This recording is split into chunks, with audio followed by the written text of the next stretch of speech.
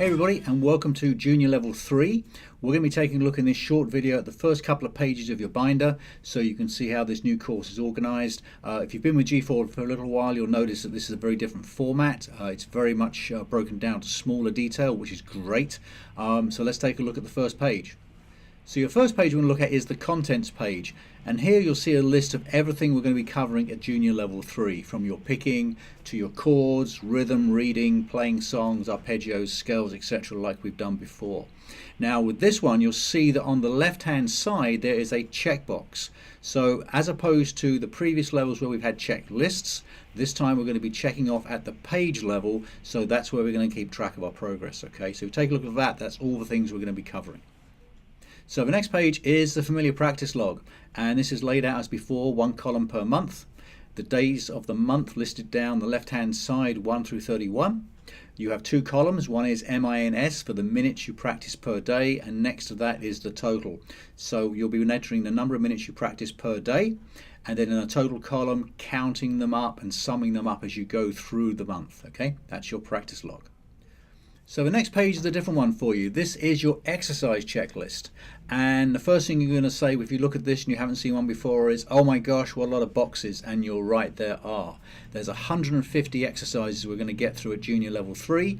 However, all the exercises are broken down. So for example, on one page we could cover 5 or 6 one exercises on a single page, and the way the course is structured is that as we break it down to a smaller level of detail, you're going to get a lot more understanding what we're doing, and you're going to be honing your skills at a smaller level, which will result in being a better guitar player overall. Okay, so on this page, this is where you'll find out what you need to practice when you get home. We'll be marking this page up, saying which exercises you are doing, which exercises you have completed, and then as a page gets completed of exercises, then we will check it off on the contents page, which we looked at before. So the last page we're going to look at in this video is the practice schedule page, and if we've done one of these before, then it's time to do one again. So this is where you're going to sit down with mum and dad, okay, and you're going to sit down and work out when are you going to sit down to find that 15 to 20 minutes a day you're going to need to practice your guitar if you're going to become good at it. Okay, so you have to take into consideration obviously your school and your homework, and then after that, what are your other priorities? Okay, and where does guitar feature in that? So if you're playing soccer, if you're swimming, okay, then it's a question of priorities here. Where does guitar come? Okay, so you've got to figure out where I'm going to find that 15 to 20 minutes at least 5 different days a week to sit down and practice.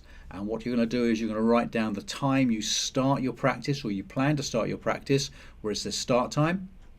You're going to write the finish time next to that and the total number of minutes you're going to add up. And if you do this, it's going to work really well for you, because if you take the time to figure this out, that means you have a better chance of getting your practice off to a really good start and sticking to it.